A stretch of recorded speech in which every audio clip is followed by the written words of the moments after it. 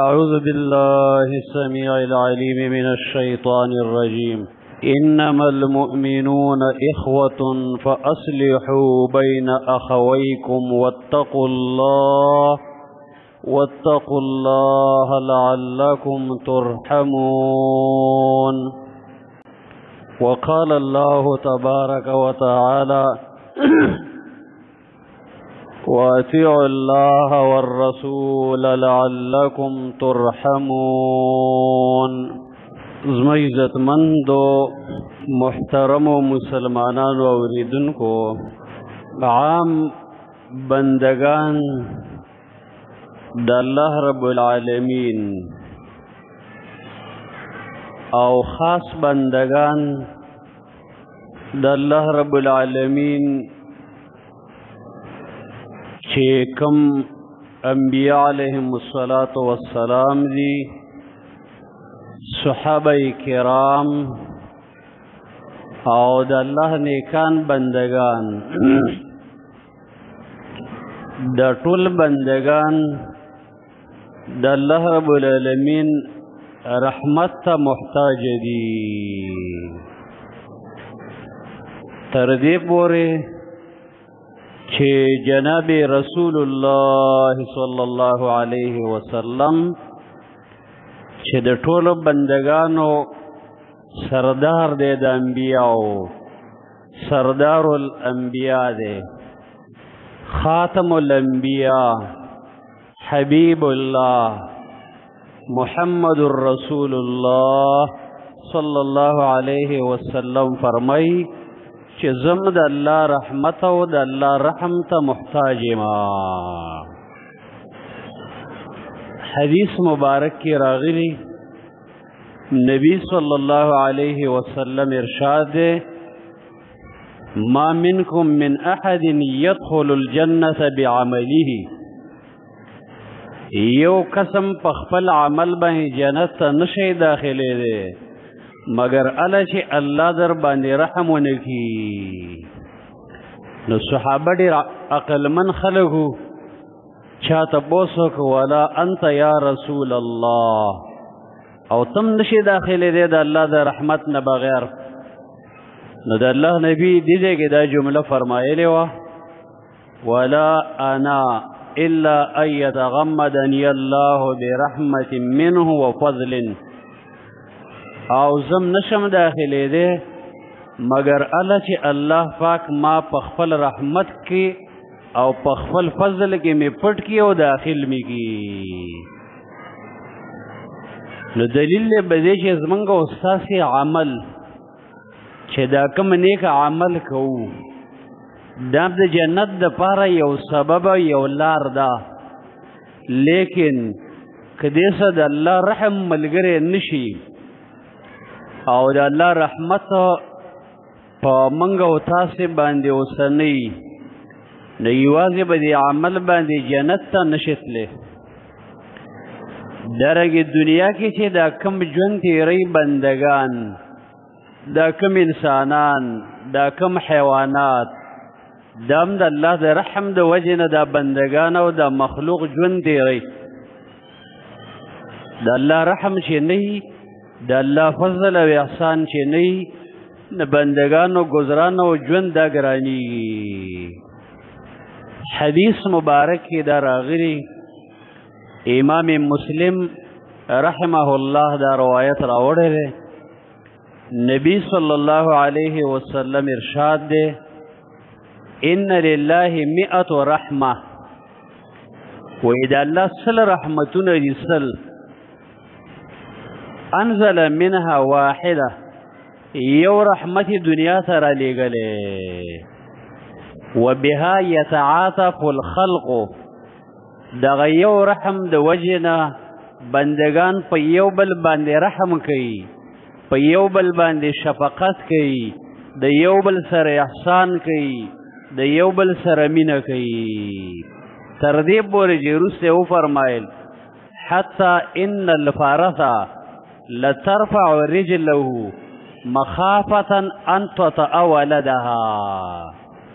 تر دې چې اس یا یو بل حیوان دا خپل چې کله لګېدي یې اوچتوي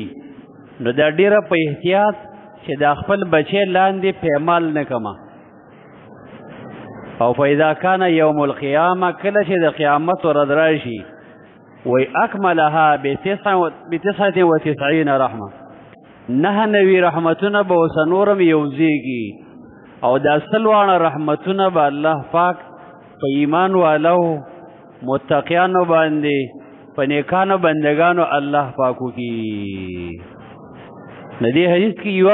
فائدہ دا آدم چې د الله رب العالمین په رحم باندې دا بندگان ژوند تیروي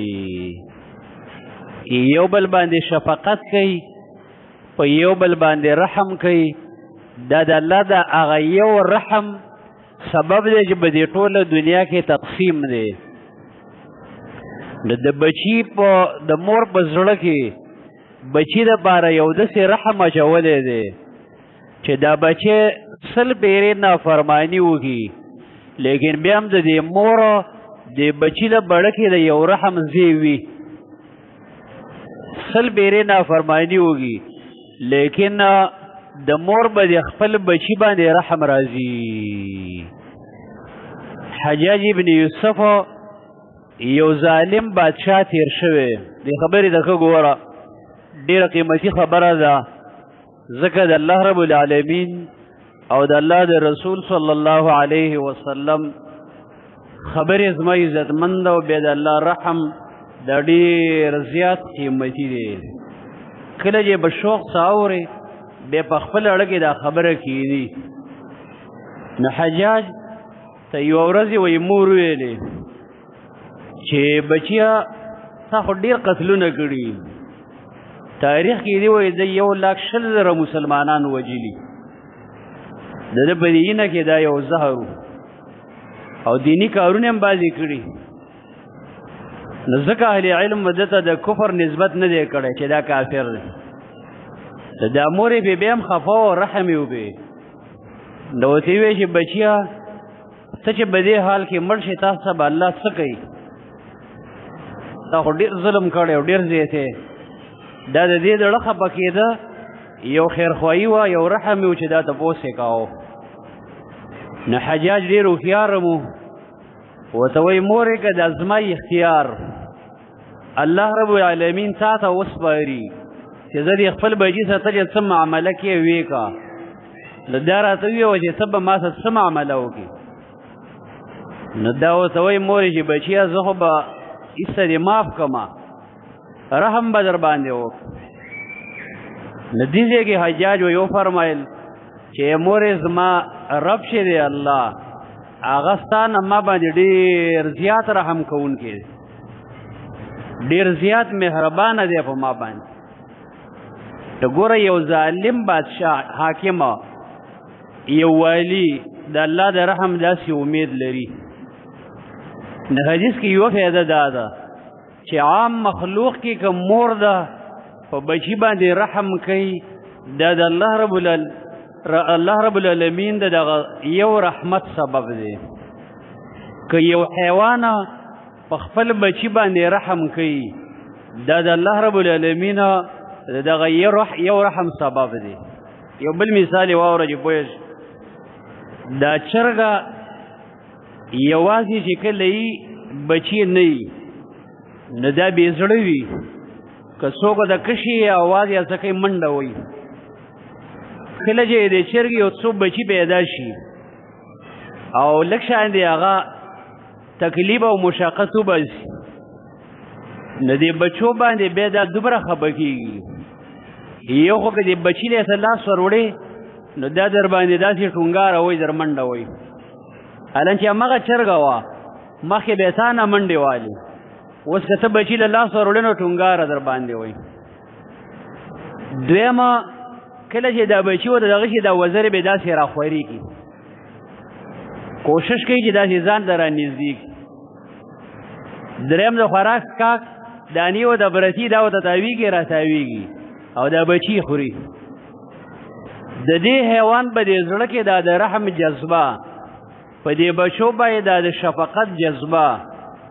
دا چا واچوله هغه ذات چې رب العالمین دی. ذکر الله نبی وی ان لله 100 رحمه، د الله سره رحمتونه دي، انزل منها واحده، یوې دنیا سره لېږل. یو تاریخي واقعه کې دي چې د یو مشهوره ده او خاص سند یې د هغې ما ته معلوم نه دی. وی د یو هلک د یو جنۍ سره محبت و، د دې جنۍ به د باندې امتحان وکړ چې زه تا د څومره ګران یم.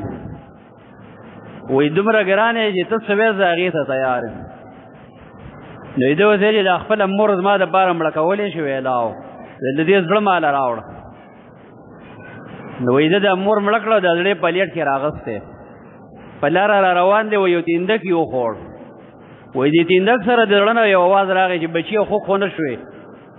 داسې یو عوامو کې مشهوره څه خاص سندي نم ده، خو اشاره ده دې ته چې ګوره د مور بړه کې د دې دومره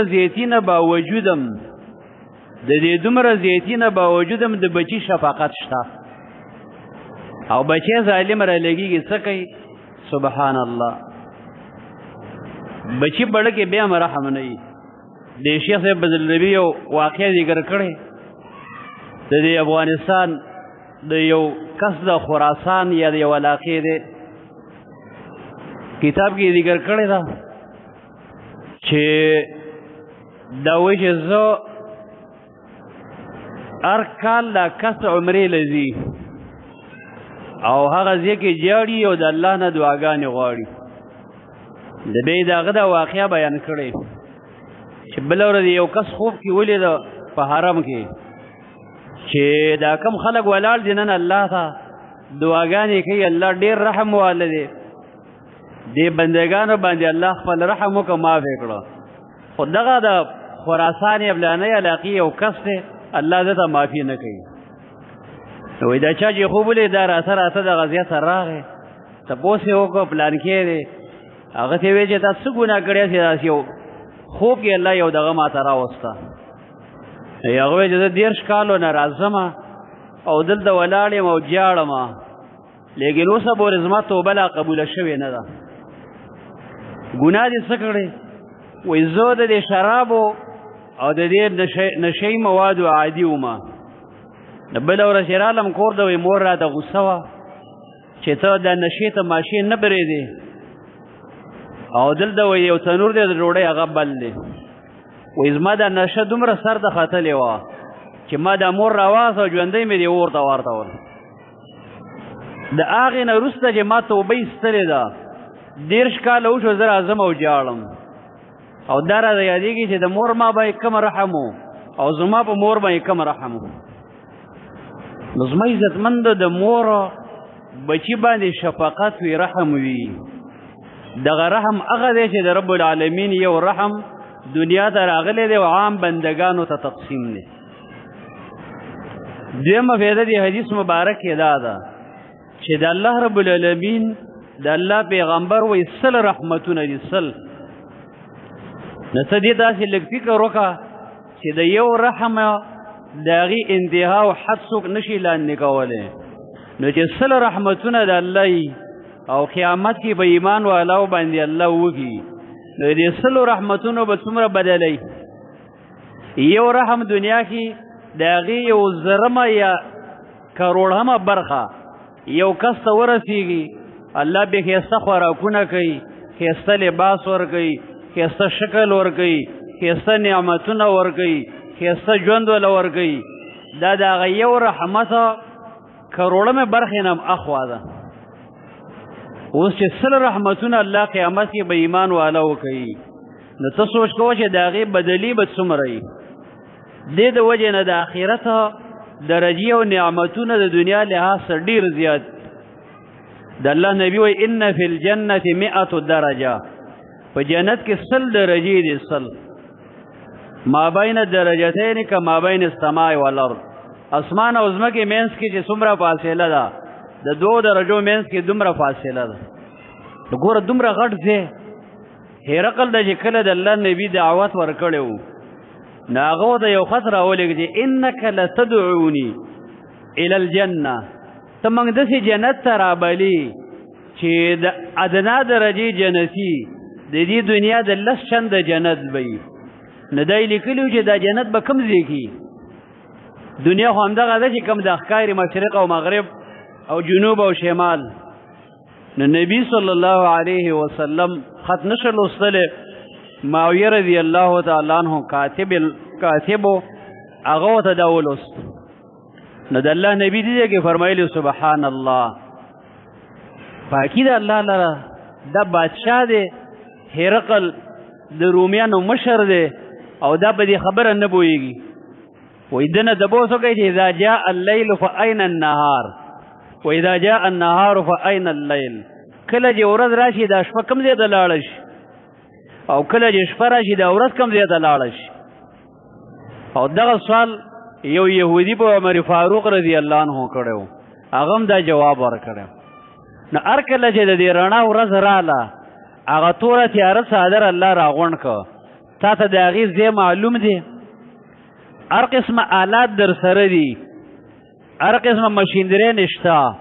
لیکن دا ته معلوم دی چې دغه تور څادر د شپې الله کوم ځای کې ایښی دی چې هر کله د دې علم درته نشته د دلیل به دی چې جنت جهنم او غاټ نظام شته اگر که زما او ستا عقل نه وررسېږي دې ته ویلې کېږي ایمان بالغیب په غیبو باندې ایمان لرله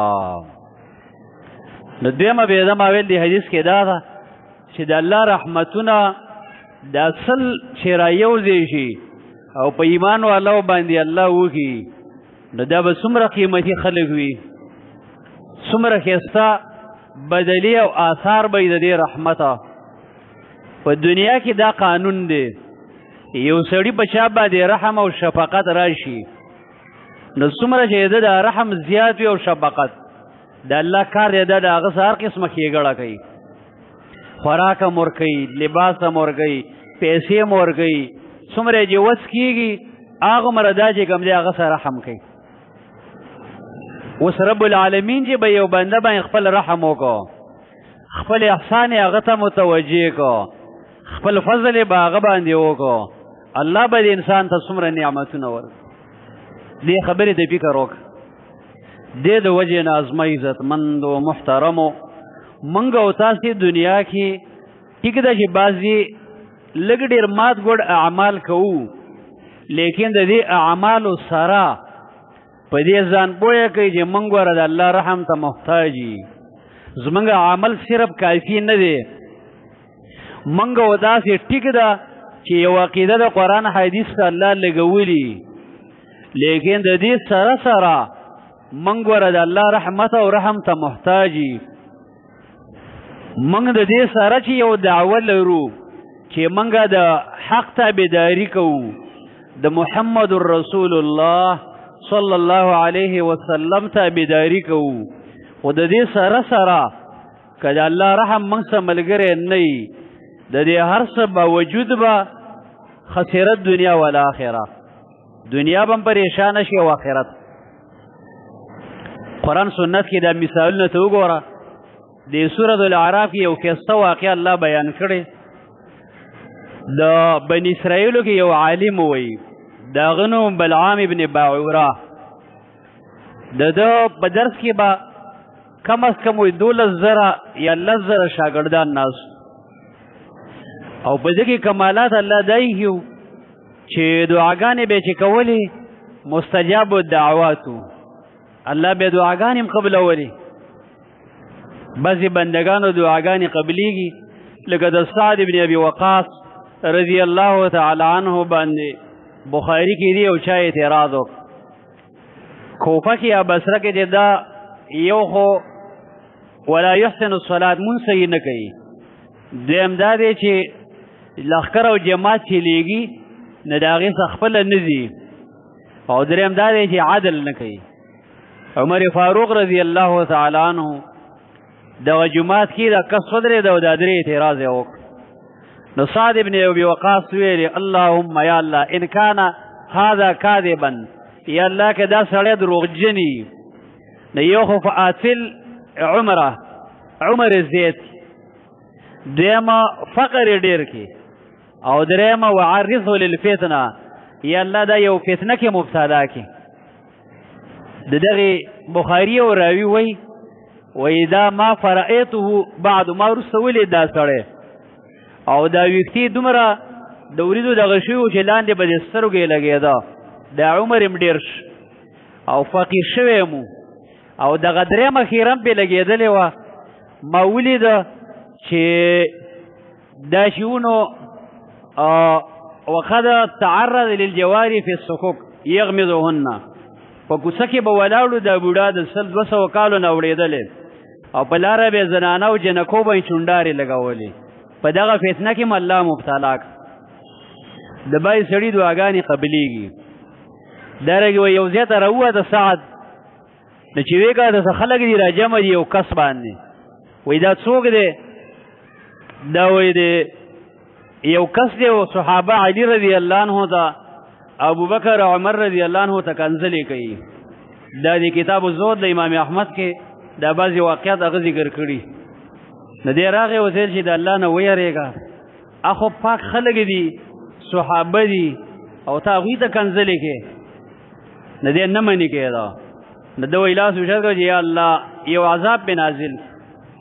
وایي د لرې نه یو اسب راغی را روان دی همزله راغی او چې راغی به دې سر باندې یو او په خپه او د مرۍ باندې یو لخپه کېښوست په دا خلکو ته ګوري وایي هغه وخته پورې تاویږي چې سای دې ویستله پرېښوسته وایي نو د بای سړي دا خیره او دعا الله قبلوي نو د دې بلعام ابن باعوره دا دعاګانې به هم قبلېدې سره د دې نه چې علم یې ډېر دی شاګردان یې ډېر دي مستجاب الدعوات دی د تورات معلوماتو څه شته دي لیکن د الله د هغه رحم هغه پاڼه چې لږه شانتې واوړېده بني اسرائیلو له رال وایي د دې موسی علیه السلام نه تنګي او د ده مخالفت کې موږ څه ودرېږه نو ده ورته ویل چې خو پیغمبر دی دماغ هم خراب دی بله ورځ بیا رالل ښځې له یې ورله پیسې هدیې او تحفې راوړې نو ده ته یې ویل چې خیر دی ته استخاره وکړه نو ده استخاره وکړه بله ورځ هغوی بیا رال وایي تاسو خوب کې ولیدل یا نه وایي ما خو استخاره کې هېڅ هم ونه لیده وایي ګوره دا دلیل دی په دې چې ته موږ سره ملګری شه نو د دې دومره علم او د دومره ښایستو صفاتو باوجود د الله رحم ته واوړېده نو دا بني اسرائیلو سره ملګری شه او د موسی علیه السلام مخالفت کې ودرېده نو په قرآن کې الله د دې مثال چې بیان کړی واتل علیهم نبأ الذي آتیناه آیاتنا فانسلخ منها الله وایي هغه کس ته وګوره چې موږ له علم د آیاتونو ورکړی وو فانسلخ داسې دې راووته لکه د میوې نه چې دا سرمن پوستکی واړی دقسې د الله دا رحم هم د ده نه رالرې شه فاتبعه الشیطان شیطان ورپسې شه فکان من الغاوین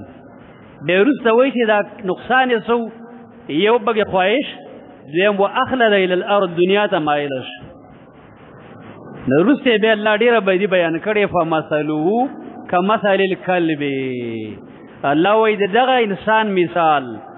چې دعاګانې هم قبلېږي 12,000 شاګردان هم دي دارنګې عالم هم دی دارنګې یو پاک انسان دی لیکن الله رب العالمین به خپل غضب وکړو دنیا ته مایله شو خواهش پرستی پکې راله الله وایي دنیا کې چې کوم بدترین حیوان دی چې سپی دی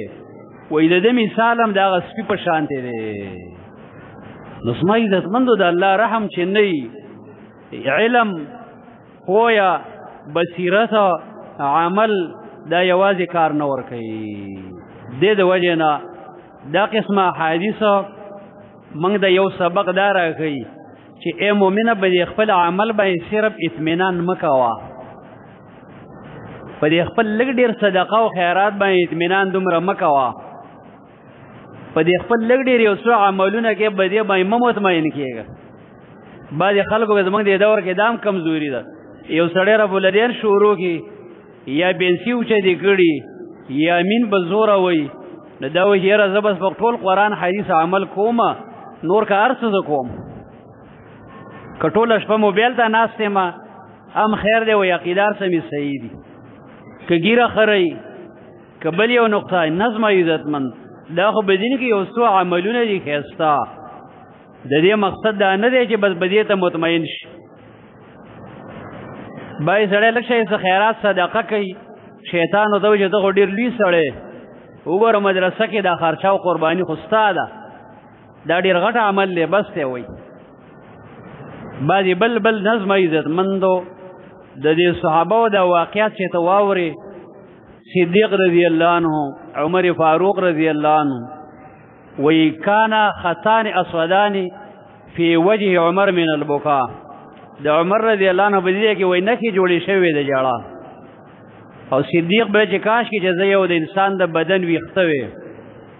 جړلې به نو ګوره عشره مبشره دي جنتیان دي خلفا دي د الله د نبي ملګري او رشتہ داران دي بیا قریش دي بیا چې کوم دی نو د جنته زیرې به راغلي بیا خیر القرون کې دي بیا یقیني پاک خلق او بیا هم دومره جاړي دومره یریږي او موږ سره نه داسې خاص سند راغلی نه څه خاص عمل هم داسې شته چې سړی کله کله ځان لکینې او یو فکر وکړي چې یاره زما به داسې کوم عملي چې زه به هغې لږ مطمئن شم چې دا عمل مې انشاءالله د نجات ذریعه ده داسې به کوم عمل داسې خاص دغه هم نشته بیا هم دومره موږ زړوري د مشکات کې یو روایت دی د یو صحابي دی چې یقال له ابو عبدالله وایي دله څه ملګري ورله دی بیمار و لیعوده چې تپوس یې وکړي وایي څنګه چې ورداخل شو هغه غریب په ژړا شو نو دې ملګرو ورته چې وما یبکیک تا کومه خبره جړئ هغه وخت سایر دی چې د الله پیغمبر ستا د دې برید لاندې مسواک یې او دلې واخست او تا ته وایي چې جنت کې او ما سره یو ځای نو تا ته خو د جنت زیری راغلی او ته بیا هم جاړې ګوره د جنت زیری راغلی اوله نو هغه ورته ویل چې دغه حدیث خو مې یاد دی لیکن بل حدیث د پیغمبر مې اورېدلی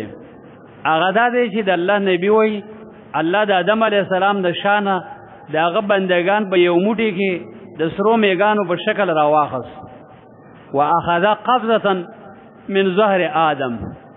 او وی چې وهذه لهذه دا مې جنت له پیدا کړي ولا ابالي او زه د چا پروا نه لرم ثم اخذ قبضه به بل موټی راواخست او وی چې وهذه لهذه دا مې جهنم له پیدا کړي ولا ابالي او زه د چا پروا نه لرم نو ما دغه حدیث جوړی ځکه چې فانا لا ادري زه اوس نه پوهېږم چې فی ای القبضتین انا زه به د جنتیانو په موټي کې حساب شویم او که نه د جهنمیانو په موټي کې به حساب شویم او دغه حال د معاذ رضی الله عنه هم نقل نو ګوره هغه یره به دومره غالبه ده اهل علم وایي چې هغه بشارت یې تیر کړی کله کله سړي ته یو انعامي جایزه وي خو بل طرف ته به یو خوف دومره را رواني چې دنې هغه انعامي جایزه هم یې راکړي نو صحابه داسې یریدونکي او د الله نه جړا واله او موږ لږ ډېر معمولي شان دي عمل وکړو شیطان وایي مړه به ته خو جنتي عقیده هم دې صحیح ده او دارنګې دا عمل کې دا عمل کې ده نظم عزتمندو د الله رحمت ته موږ وداسې کې که یو سړی عالم دی که یو سړی طالب دی که یو سړی قاری د قرآن دی که یو سړی حاجي صاحب دی که یو سړی عام انسان دی او که صحابه دي او که سلف دي او که انبیا دي دا ټول بټوله بندگان خاص کر منګه په هر آن کې په هر وقت کې په هر حال کې د الله رحم ته محتاج دی موږ ډېر نیمګړي یو سړی ګاډي د ناست دی یا د اجاز ته کله فکر وکړه 300 کسان پکې ناست اوسپنه د الله داسې اوچته کړې ده اوس دا چې د الله په رحم باندې نه روانه او یوه پرزه کار پرېږدي یوه پرزه نو تاسو ولیدئ چې مخکې موده کې کراچۍ کې پرېوته ډریور پکې شته هغه ټول اوزار پکې شته هغه ټول ضروریات پکې شته د یو بل سره د رابطې او دغه خو چې الله دې هغه یو کنیکشن واخیسته نو هغه ټوټې څومره کسان پکې مړه شو دا د الله په رحم باندې دا نظام روان دې د وجې نه د الله نه د الله د رحم سوال کوه چې الله ما باندې زما په اهل باندې او په عام مسلمانانو باندې خپل خصوصي رحم او فضل وکړه یا الله موږ ډېر زیات محتاج دې متعلق بعضې خبرې چې د الله رحمت موږ او تاسې ته به په کومو اسبابو میلاویږي او د هغې څه فواید او بعضې اثار لږ لږ انشاءالله بیانېږي. الله پاک دې موږ او تاسې باندې خپل خصوصي فضل او رحم وکړي. اقول قولي هذا استغفر الله لي ولسائر